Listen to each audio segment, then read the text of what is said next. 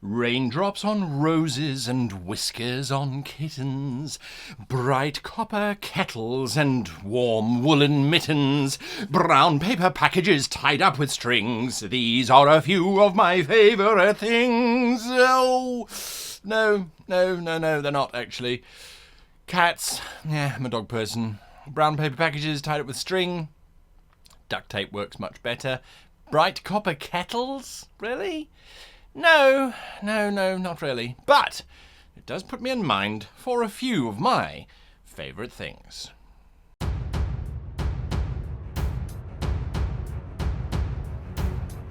Hello and welcome to today's show.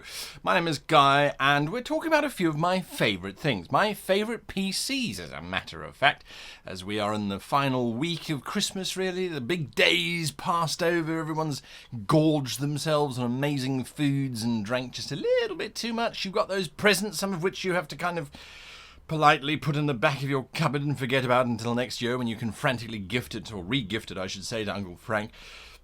All those kinds of wonderful things, and I hope that you have had a festive season and a relaxing one, and a one that is filled with gaming.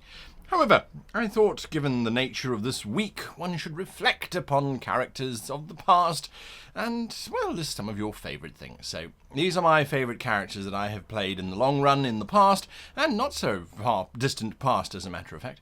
I have to return to my very first long-term character, and that was a wizard evoker, a militant wizard evoker. Now, if any of you are sitting there going, oh, I remember that build, this is from Dungeons & Dragons 2nd edition, and it was a character that I created in 1991-92, somewhere around there, I think 92 more likely, or maybe 93 as a matter of fact.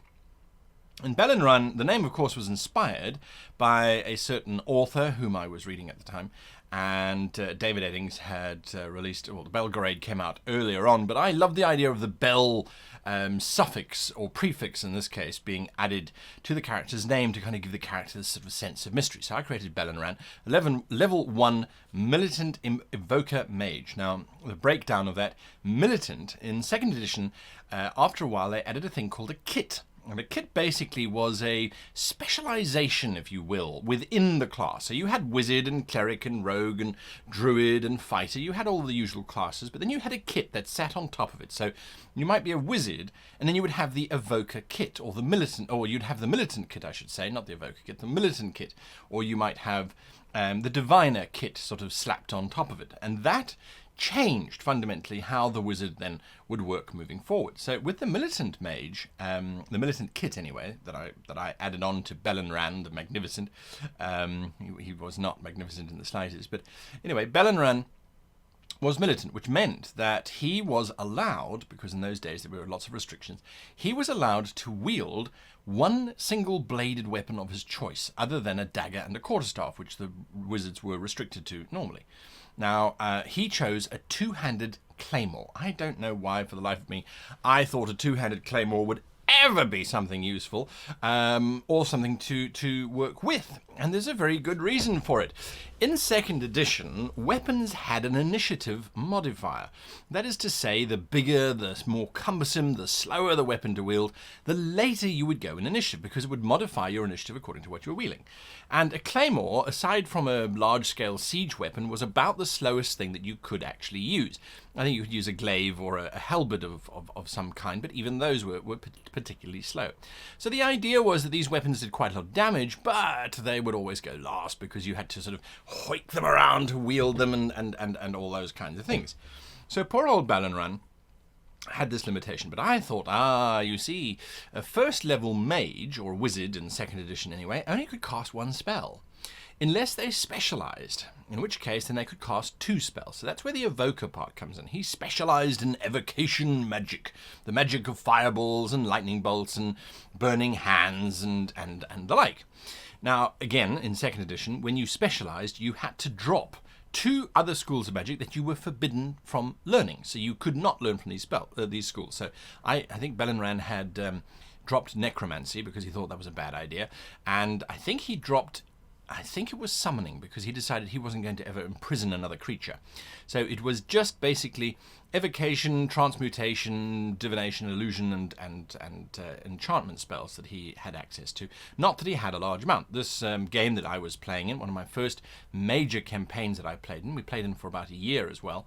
The GM wanted you to write down the spells you had. You had to actually write them out on hand. I had to show him my physically written spellbook, because that's what my character would have done, would have transcribed the spells into his spellbook, and I had to roll for the number of pages in my spellbook that it took up. And I think the 3 or 4 spells that Belen Ran knew, there was no such thing as cantrips in those days. It was actually just a spell called cantrip, which allowed you to do basic cantrips, but it still was a level 1 spell, so it still used up a spell slot. And so poor old Belen Ran had 2 spells. He had his basic spell, and then he had his specialization spell, which I think was something along the lines of Magic Missile, and then I think the other one was Shield, or something along those lines. I forget now. So I thought that it would be a good idea to have a wizard with a 2-handed claymore, so that once he ran out of his spells, which he did every single combat, he could then try and hit things with his attack. Of course, wizards were not very good at hitting things, and I don't think Belen Ran ever hit anything with a claymore in his entire adventuring career. He'd sort of flail it about and not draw much attention to himself, because there were more heavily armed and dangerous individuals on the battlefield. But Belen Ran was the first character that I ever played to any length of time. I learned so many things, so much things came from that particular gaming session. The reason being is that the GM, like I said, made me write out all my spells by hand, and if I couldn't tell the GM exactly what my spell did, when he said, "What does your spell do?" if I had to go to the PHB or wherever it was, I couldn't cast it. It was as simple as that. He maintained that mages should know their spells. So I learned to do that, and we had a mission, and I'm sure I've spoken about this before, so I apologize if I have. But if you're new to the channel, and hopefully this is the first time you're hearing it, I had our party, our first adventure, was to go into the sewers and clear out an infestation, I think, of kobolds. I think it was kobolds. And there weren't a lot of them, because kobolds, there was no such a thing as a half challenge rating in those days. There were just experience points that you were given for defeating the monsters. So the GMs had a bit of a tough time sort of balancing it out based on the experience points the creatures were worth, sort of gave you an indicator as to how strong they were. Anyway, so we went down this little party of ours. I think there were 3 or 4 of us in total. I think there were 3 core players, and then we had a 4th who would join us every now and again. And we went down into the sewers, and we defeated these creatures, but they had built these little stone lairs, sort of shunting off corridors and things. And we asked the GM, we said, well, are these sort of waterproof? I mean, they are in the sewers. What is it like? No, the rooms are quite waterproof, because he had built a mini dungeon in the sewers underneath the town that we were based in. So we took over the mini dungeon. We fixed up the doors that we'd bashed down, and we sort of scrounged wood from flotsam and jetsam that were washing around in the sewer. And then we started to import beds and desks and tables, and we spent an entire session, I'll never forget, we spent the entire session basically asking the GM, how do we refurbish this dungeon so that it fits better with what we wanted? We didn't realise that the GM was not particularly pleased with that. These were the days when, and maybe there are still GMs out there who do that, but he had a lever arch file with hundreds of adventures and maps and everything plotted out for the campaign, and we had stalled his story by trying to rebuild the sewer. So he came across the idea that maybe we didn't have enough gold for everything they wanted, so he sort of bled us dry of our gold, and we were 12 years old, so what did we know about financial management? So we'd burned through all of that, so we'd run out of money. So he said, well, you can't continue, you run out of money. Thinking that would motivate us to then go on adventure to go and find more. Well, no, not that, thank you very much. We set about trying to find odd jobs in the town. And it's not a reflection on the GM, although it was a mistake that he made. And I think that's because this was the 90s, and we didn't have the internet to sort of refer to in terms of improving one's game and the like. So instead of him turning it into adventures for us to go on to raise money, he made us roll a strength check if the fighter, I think, went and worked in a blacksmith. I went and cast the cantrip spell, all one of it, in a tavern as an entertainer. I think the ranger went to go and try and hunt hares for their hides to sell and the like. He really didn't embrace the idea, so it wasn't as fun as it could have been. He could have capitalized, but he didn't. And we raised a couple copper, which was enough to buy a blanket for the one bed, and we were making progress. At least we thought we were.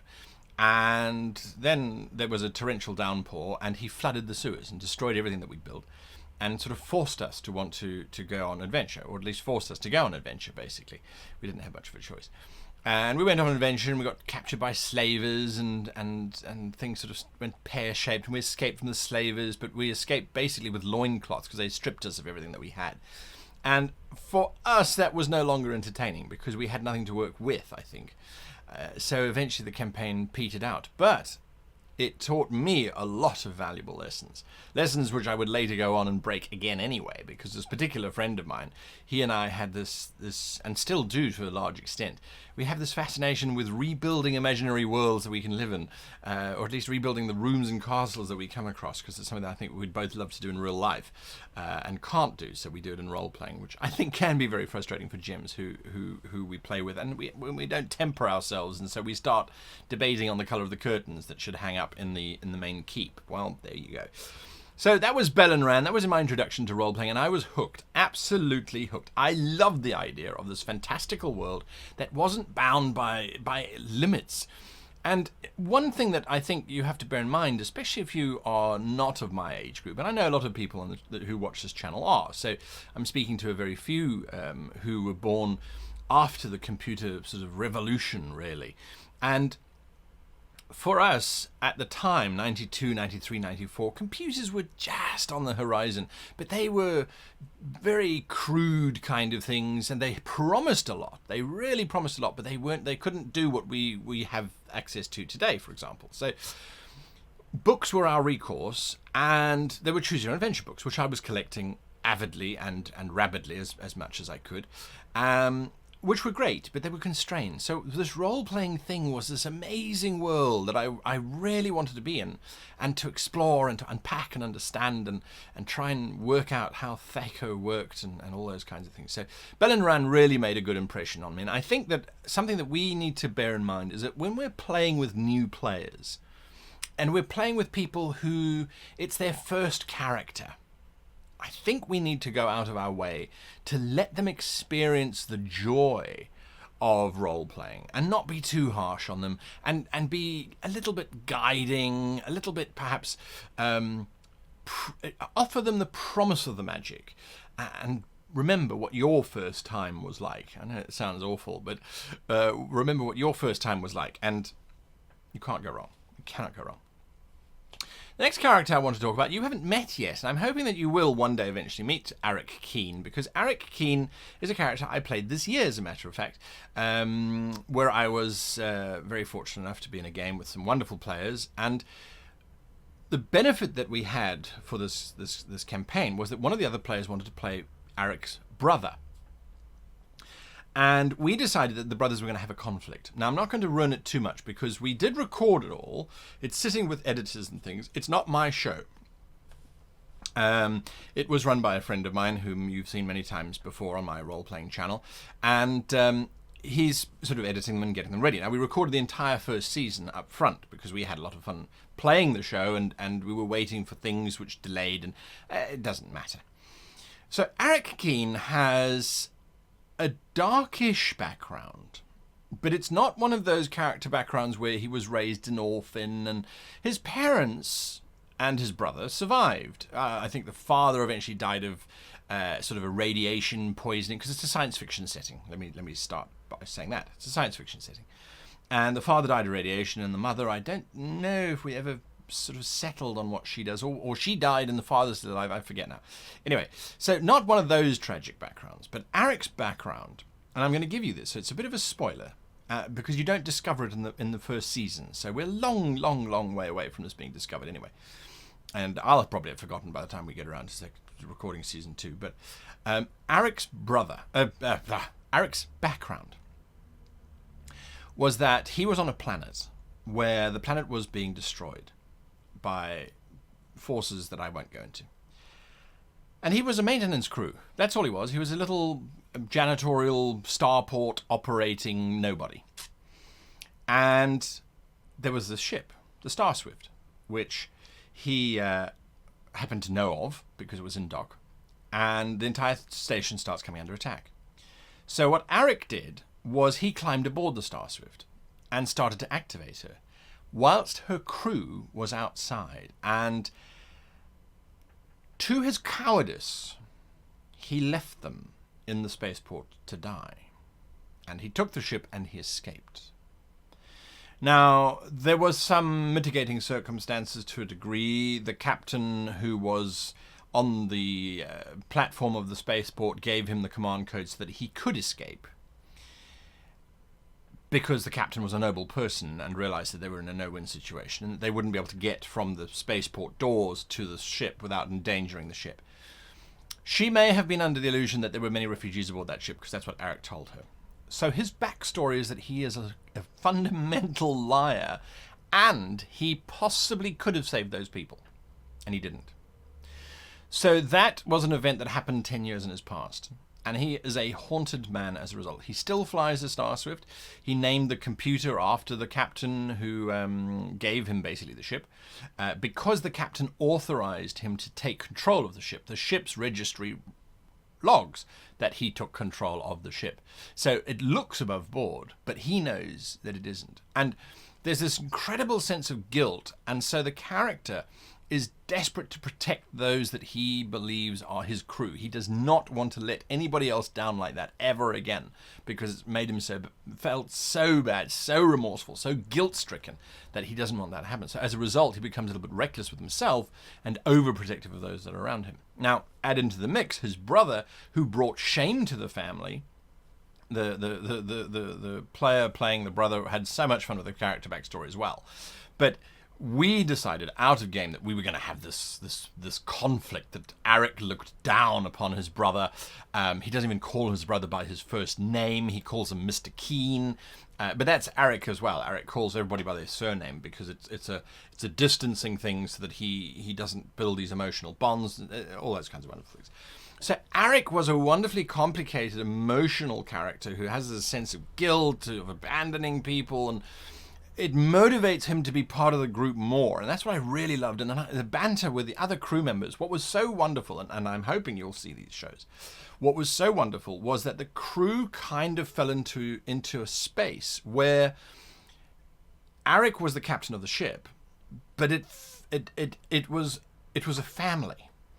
And the other players, their characters became not the mother, but definitely the one character is definitely the softer touch, if you like, the supportive peacemaker, really. And then the last one is the deranged child that blows stuff up and the like. So it was a combination of players coming together that made that character that much more exciting to play and that much more interesting to play. So there was that. And then Ain, or A1N, was an android that I played in a one-shot. It is on the other channel if you want to go and have a look at it. A lot of fun. And it was when we were testing out the new Starfinder rules. And A1N, or Ain as he calls himself, does not believe that he's a robot.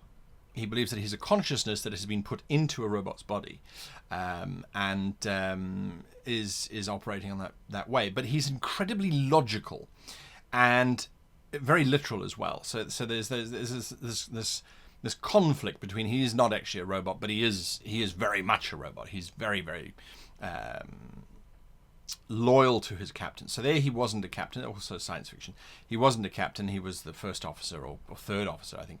But the fun that I had there was that he would follow the orders of his captain to the letter, but he would question everything.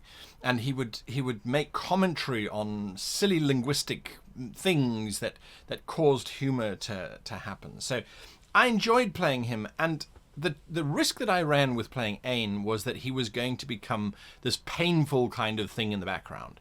But as a matter of fact, he became this sort of comedic foil, if you like, this commentator on disaster which unfolded. And he would offer very practical, if horrific, solutions. That's not new. And if you look at these sort of characters, Belen Ran definitely was drawn from typical sort of sword in the stone type of fantasy. Arik Keen also definitely drawn from various tortured captains out there with checkered pasts. And Ain, the typical robot who takes things way too literally, as we saw in things like Rogue One, the Star Wars film and the like. So Nothing majorly different, but because I could play them, I had so much fun doing so. And I made sure that whatever they were doing still worked within the party and still let the party move forward and advance forward, even though Ain might be saying, well, that's not a logical course of action, but we're going to do it anyway because you're not a logical captain. So he would criticize but not stop. He would always progress and drive forward. I would love to know, who was your first? To whom did you discover RPGs with? I'm not sure about that sentence, but who was your first character? Leave your comments below. I'd love to read them and see, and just sort of get this idea. And what I want you to do is, I want you to say, like I did with Belen Ran, Belen Ran, Wizard, Dungeons & Dragons 2nd edition, 1999, or whenever it was that you started your first game. But then I want you to tell me why that character has left such an impression. Because I had characters before Belen Ran. They were sort of one-shotters, one-off type of characters and things when we were still sort of learning the ropes of Dungeons & Dragons. I think there was a druid who was a dual sickle wielder, and before then there was an elf. Anyway, Belen Ran is the one that sticks in my mind as being my first true character. So what was your first true character, and why do they stick in your mind? Why do you love them so? Tell me a few of your favourite things. Now, if you'll excuse me... it fell too far. I have another song coming on. And